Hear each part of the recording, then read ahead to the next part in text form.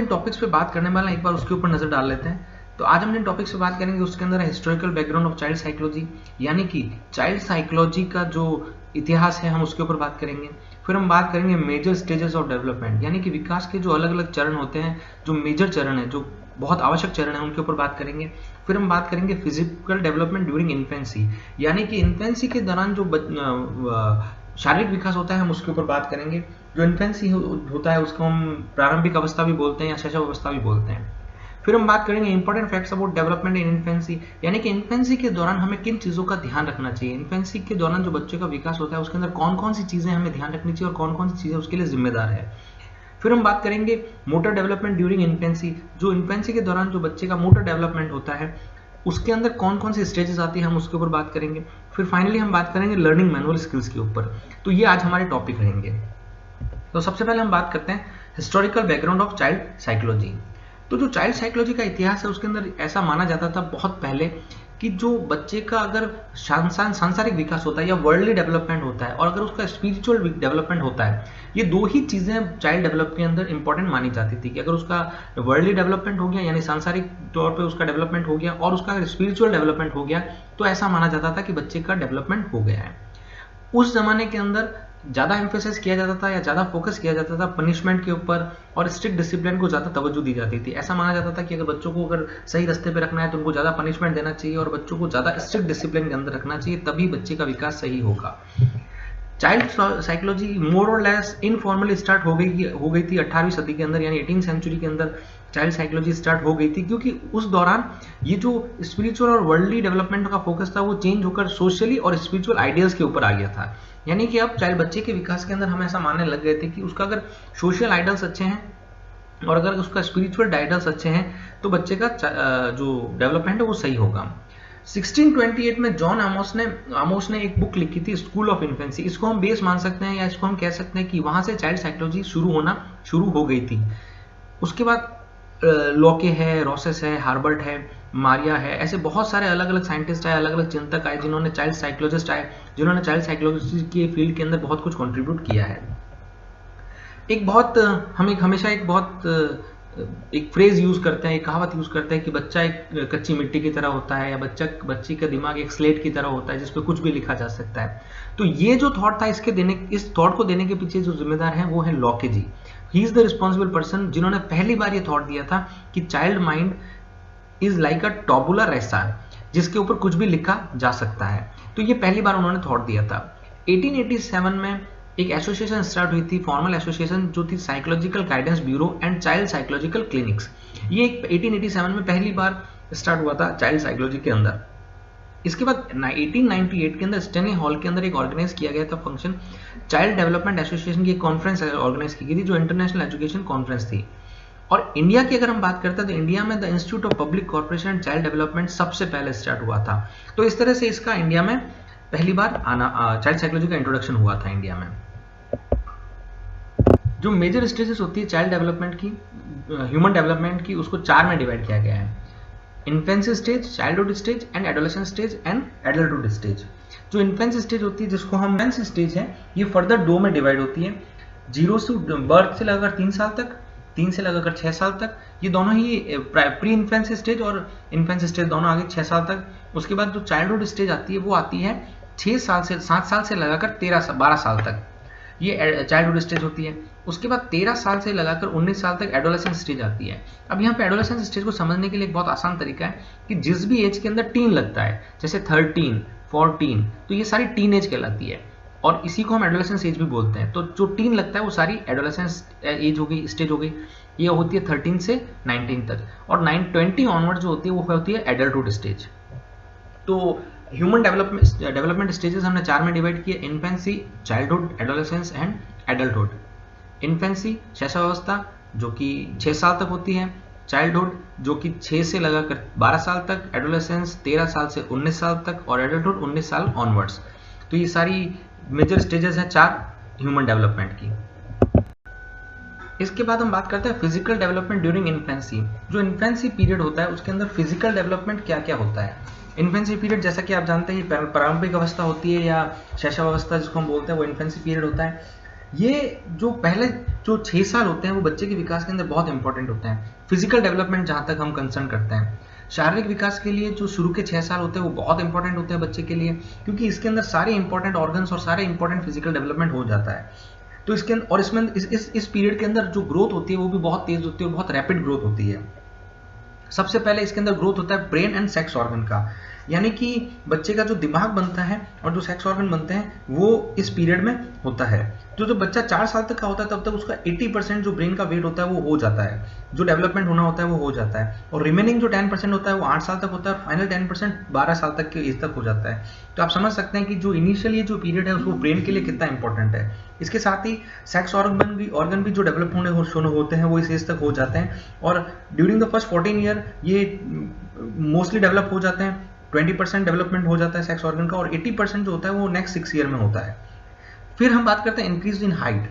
तो जो शारीरिक विकास में जो हाइट जो बढ़ती है वो भी इसी पीरियड में शुरू हो जाती है, और यही डेवलपमेंट पीरियड होता है हाइट का भी। फिर ग्रोथ इन वेट, तो इस पीरियड के दौरान वेट जो बच्चे का बढ़ना होता है वो भी बहुत अच्छा बढ़ता है, और उसके अंदर हमें पता चलता है कि बच्चे की ग्रोथ प्रॉपर हो रही है या नहीं हो रही है। तो इंक्रीज इन हाइट और इंक्रीज इन वेट जो होता है वो एक बहुत इंपॉर्टेंट साइन है कि बच्चे का विकास प्रॉपर हो रहा है या नहीं हो रहा है। फिर आता है चेंज इन प्रोपोर्शन।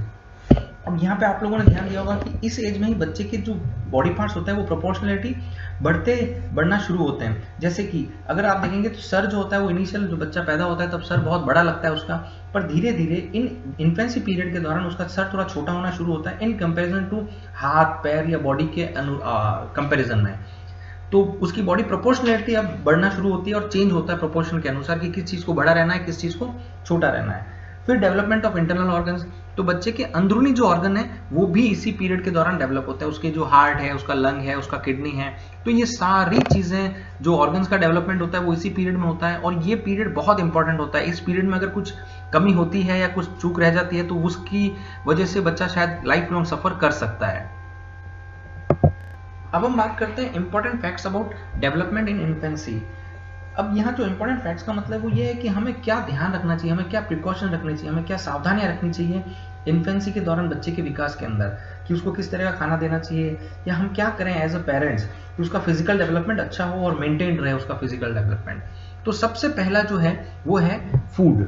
इस पीरियड के दौरान बच्चे को फूड, बहुत न्यूट्रिशियस फूड देना बहुत ज़रूरी होता है। उसको मिल्क दीजिए, न्यूट्रिशियस फूड दीजिए, उसको फ्रूट्स खिलाइए, उसको जो भी सीरियल्स हैं या अच्छी चीज़ें हैं वो बच्चे को मिलना बहुत ज़रूरी है, क्योंकि ये उसके, जैसा कि अभी हमने देखा था, उसका फिजिकल डेवलपमेंट बहुत ज़्यादा होता है इस पीरियड के अंदर। तो फिजिकल डेवलपमेंट अच्छी तरह से चलता रहे उसके लिए बहुत ज़रूरी है कि वो खाना अच्छा खाए। अगर बच्चे को अच्छा खाना मिलेगा तो उसका जो फिजिकल डेवलपमेंट अभी हमने समझा था वो अच्छे से होगा। दूसरा इसके अंदर है क्लीनलीनेस। क्लीनलीनेस मतलब होता है साफ सफाई। इस पीरियड के दौरान बच्चे के इर्द गिर्द साफ सफाई रखना बहुत जरूरी है। जैसे कि उसकी बेडशीट को प्रॉपर्ली क्लीन कीजिए, उसके क्लोथ्स को हमेशा यूरिन फ्री रखिए, क्योंकि जो बच्चा बहुत छोटा होता है तो बार बार यूरिन करेगा, तो उसकी यूरिन बेडशीट्स वगैरह फ्री रहनी चाहिए, गीली नहीं रहनी चाहिए, बैड स्मेल नहीं आनी चाहिए, क्योंकि इन सारी चीज़ों का भी बच्चे की हेल्थ के ऊपर सीधा असर पड़ता है, आप समझ ही सकते हैं। फिर हम बात करते हैं क्लोथ्स का, कि इस पीरियड के अंदर बच्चों के क्लोथ्स का भी हमें बहुत अच्छे से ध्यान रखना चाहिए। जैसा कि हमने बताया कि बच्चे का विकास हो रहा होता है, बच्चे की फिजिकल बॉडी बढ़ रही होती है, तो हमें कोशिश करना चाहिए कि इस पीरियड में बच्चों को टाइट कपड़े ना पहनाएं, ज़्यादा ऐसे कपड़े ना पहनाएं जिससे बच्चे की बॉडी के ऊपर रैशेस पड़ जाए, निशान हो जाए, उसकी स्किन जल सकती है निशानों की वजह से, क्योंकि उसकी स्किन भी बहुत सॉफ्ट होती है। तो हमें क्लोथ्स का भी बहुत ध्यान रखने की जरूरत है इन्फेंसी पीरियड के अंदर। फिर हम बात करते हैं स्लीप की। ये बहुत ज़रूरी है कि बच्चा एक भरपूर नींद ले, वो आराम से सोए, क्योंकि सोने से ही उसका विकास अच्छा होगा, और जितनी ज़्यादा अच्छी नींद लेगा, प्रॉपर नींद लेगा, उसके डेवलपमेंट, जो उसका मेंटल डेवलपमेंट होता है उसके अंदर ये बहुत ज़्यादा हेल्पफुल रहेगा। फिर इसके अंदर हमें ध्यान रखना है फीडिंग। तो जब बच्चा छोटा होगा तो मदर को टेक केयर करना है कि उसको फीडिंग प्रॉपरली कराए रात को उठ के, क्योंकि वो एक बच्चे को बार बार भूख लगेगी और वो बार बार उठेगा, तो हमें मल्टीपल टाइम फीडिंग कराने की जरूरत पड़ती है। तो ये चीज़ का भी ध्यान रखना चाहिए, क्योंकि mother's milk is best thing for a child. एक बच्चे के विकास के लिए उसका माँ का दूध जो होता है वो सबसे ज़रूरी चीज़ होती है। फिर चाइल्ड केयर, जो बच्चे के चाइल्ड केयर के अंदर हमें ये ध्यान रखना चाहिए कि बच्चे के पास जिन चीज़ों से बच्चा खेल रहा है, जो टॉय से बच्चा खेल रहा है, वो सॉफ्ट हो, उसके अंदर कोई कॉर्नर्स ना हो, कुछ तीखी चीज़ ना हो जो उससे लग जाए, या कोई ब्राइट ऑब्जेक्ट ना हो जिससे बच्चे की आंखों की रोशनी के ऊपर फर्क पड़े, या कोई ऐसा टॉय ना हो जिसके अंदर से बहुत तेज आवाज़ आए जिससे बच्चे के कान के ऊपर फर्क पड़े। तो इन चीज़ों का हमें ध्यान रखना है बिल्कुल चाइल्ड केयर के अंदर। फिर हम बात करते हैं मदर्स लव एंड केयर। तो ये तो आप समझ ही सकते हैं कि माँ का प्यार और माँ का दुलार या माँ की जो केयर होती है वो भी बहुत ज़्यादा ज़रूरत पड़ती है बच्चे के ऊपर। इस दौरान अगर वो माँ उसे अच्छे से प्यार करके केयर करेगी तो इन्फेंसी जो डेवलपमेंट होता है पीरियड के अंदर वो बहुत अच्छा होगा, चाहे उसका मानसिक डेवलपमेंट हो चाहे उसका फिजिकल डेवलपमेंट हो।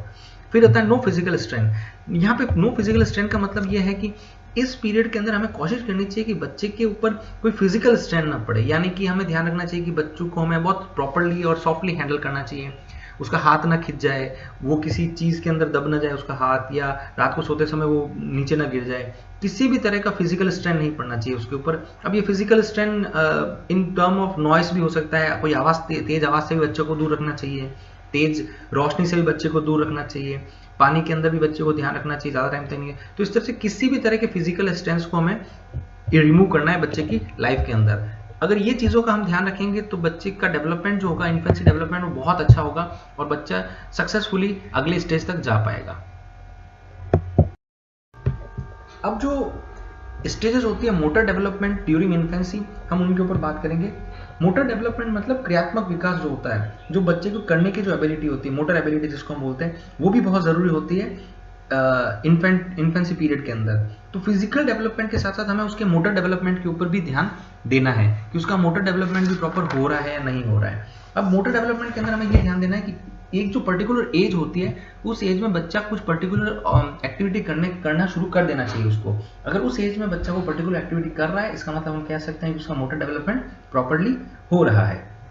जैसे कि जब बच्चा 1 महीने का हो तो उसको चिन हाई करना आ जाना चाहिए, यानी कि वो अपना जो हेड होता है वो मूव करके अपनी जो एक चिन ठुड्डी होती है इसको ऊपर करके आपकी तरफ मूव करना शुरू करे। जब बच्चा 2 महीने का होता है तब वो अपना चेस्ट रेज करे, यानी अपनी जो छाती है उसको ऊपर करना शुरू करे। ये हमने देखा होगा कि जब हम बच्चे की तरफ हाथ करते हैं तो अपनी चेस्ट ऊपर करके इस तरह से एक्ट करता है कि हाँ मुझे गोदी ले लो या मुझे उठा लो। तो वो 2 महीने का हो तब चेस्ट रेज करना शुरू कर देना चाहिए। जब वो 3 महीने का हो तब वो gripping and releasing the object, मतलब उसको ऑब्जेक्ट को ग्रिप करना आ जाना चाहिए। जैसे कि हम उसके सामने अगर अंगुली करें तो वो हमारी अंगुली पकड़ ले, अगर उसके सामने कोई टॉय करें तो वो टॉय पकड़ ले। तो ये ग्रिपिंग, उसको पकड़नी, चीज़ों को पकड़नी और छोड़नी, ये 3 महीने के आसपास के आ जानी चाहिए। जब वो 4 महीने के आसपास का हो तब उसको बैठना आ जाना चाहिए with the help of assistance, यानी कि हमारा सहारा लेके हमारी गोदी में वो बच्चा बैठ जाए या किसी चीज़ का सहारा लेके वो बैठ जाए। तो ये जो उसके अंदर मोटर एक्टिविटी होती है वो जब 4 महीने का होता है तब आ जानी चाहिए। जब वो 5 महीने का हो तब वो उसको गोदी में बैठना उसको अपने आप आ जाना चाहिए। और होल्डिंग ऑब्जेक्ट, अब वो चीज़ों को पकड़ ले, खुद से चीज़ों को उठा ले या खुद से चीज़ों को ले ले, ये उसके अंदर आ जाना चाहिए। जब बच्चा 6 महीने का आसपास का हो तब हाई चेयर पे वो अपने आप बैठ जाए, यही एक्टिविटी उसके अंदर डेवलप हो जानी चाहिए। और जब बच्चा 7 महीने का हो तब हम मेक श्योर करें कि वो चीज़ों से खेलना सीख जाए, अलग अलग चीज़ों को अपने हाथ में ले, उनको देखे, उनको एक हाथ से दूसरे हाथ में ले और इस तरह से वो खेलना सीख जाए चीज़ों के साथ। अब जब बच्चा 8 महीने का हो तो हमें ये मोटर एक्टिविटी का ध्यान रखना है कि वो किसी की मदद लेकर खड़ा हो जाए, यानी किसी की सहायता से अगर वो खड़ा हो जाए अंगुली पकड़ के या कुछ भी, तो ये हमें एक सिम्टम होता है कि उसकी मोटर एक्टिविटी प्रॉपर हो रही है। जब बच्चा 9 महीने के आसपास का हो तब वो फर्नीचर का, चेयर का या किसी चीज़ का सहारा लेकर अपने आप खड़ा हो जाए, ये उसका अंदर हो जाना चाहिए। जब बच्चा 10 महीने के आसपास का हो तब उसको मूविंग ऑन नीज, यानी कि घुटनों के बल चलना आ जाना चाहिए। इसी तरह से जब बच्चा 11 महीने का हो तब वो अपने आप से फर्नीचर को पकड़कर खड़ा होने लायक हो जाना चाहिए। तो ये एक साइन होता है कि उसका मोटर डेवलपमेंट है या उसका जो क्रियात्मक विकास है वो प्रॉपरली हो रहा है। अब जब बच्चा 1 साल का हो जाए या 12 महीने का हो जाए तब वो किसी की हेल्प से चलना शुरू कर देना चाहिए, उसको कुछ कदम चलना आ जाना चाहिए। जब बच्चा 13-14 महीने का हो जाए तब उसको सीढ़ियाँ चढ़ना शुरू कर देना चाहिए। जब बच्चा 14 महीने का हो जाए तो वो अपने आप खड़ा हो जाना चाहिए विदाउट एनी असिस्टेंस, यानी किसी की मदद के बिना एटलीस्ट वो खड़ा हो जाए। और जब बच्चा 15 महीने का हो तब वो कोशिश करें कि वो अपने आप चलना शुरू कर दे। अब ये जो मैंने आपको एज बताई है ये एक रैंडम, एक एवरेज एज है। तो इसमें ऐसा नहीं है कि एग्जैक्टली इसी एज पे बच्चा चलना शुरू ना करे तो उसका मोटर डेवलपमेंट प्रॉपर नहीं है, नहीं, ऐसा नहीं है। ये एक एवरेज एज है, इसके आसपास आप 1-2 महीने ऊपर नीचे मान सकते हैं। देयर आर कुछ बच्चे ऐसे होते हैं जो थोड़ा लेट चलना सीखते हैं, कुछ लेट अपना जो भी उसका मोटर डेवलपमेंट होता है थोड़ा लेट होता है, पर हमें ये ध्यान रखना है कि इस एज के आसपास हो जाना चाहिए, ज़्यादा लेट नहीं होना चाहिए इस मोटर डेवलपमेंट के अंदर। अब जो नेक्स्ट टॉपिक हम बात करने वाले हैं वो है लर्निंग मैनुअल स्किल। अभी हमने बात की थी मोटर स्किल्स के ऊपर या मोटर डेवलपमेंट के ऊपर। अब मैनुअल स्किल्स, ये वो स्किल्स हैं जो हाथ से रिलेटेड हैं या जो आई हैंड कोऑर्डिनेशन से रिलेटेड है। ये भी हमें देखना है कि बच्चे के अंदर ये भी डेवलपमेंट हो रहा हो। ठीक है, क्योंकि ये ही लर्निंग के थ्रू होती है, जिसमें सबसे पहले आता है थ्रोइंग द बॉल, बॉल फेंकना। बच्चे को बॉल फेंकना आना चाहिए। ये शुरू हो जाता है 6 महीने से 12 महीने तक, बच्चा कोई भी एज में ये सीख सकता है। एटलीस्ट उसको at the age of 2 years तक उसको इसमें इंटरेस्ट आने लग जाना चाहिए कि मुझे कोई चीज़ उठा के फेंकनी है। तो थ्रोइंग द बॉल एक मैनुअल स्किल है जो आप बच्चे को आनी ही चाहिए। फिर आता है कैचिंग द बॉल, यानी कि बॉल को कैच करना या बॉल को कैच करने का प्रयास करना। ये जनरली स्टार्ट नॉट पॉसिबल, ये 4 साल तक तो पॉसिबल नहीं है, पर 4 साल के बाद 6-7 साल तक बच्चा ये चीज़ सीख जाना चाहिए कि बॉल को कैच कैसे की जाती है। 4 से 6 साल तक उसको ट्राई करना शुरू कर देना चाहिए। फिर आता है ईटिंग एंड ड्रिंकिंग। अब 8 महीने का या 9 महीने का बच्चा तो चीज़ें पकड़ नहीं पाएगा, बट जैसे ही वो पकड़ना शुरू करे, 1 साल का या 11 महीने 12 महीने जो भी है, तो तब उसको पकड़ के खुद से वो चीज़ें पकड़ के खुद से खाना शुरू करे और खुद से पीना शुरू करे। और 3 साल तक का होते होते हमें मेक श्योर करना है कि वो इजीली सारी चीज़ें खा पी ले खुद से। अब putting on and taking of the cloth, यानी अपने कपड़े खुद पहनना और अपने कपड़े खुद खोलना। तो ये जो चीज़ है ये वैसे तो छोटे बच्चों के लिए पॉसिबल नहीं है, पर 3-3.5 साल का बच्चे होने पे एटलीस्ट उसको पहले इनिशियली लेवल पे ये समझ आना चाहिए कि निक्कर कैसे खोलना है या कुछ चीज़ कैसे पहननी है, कपड़े कैसे उतारना है।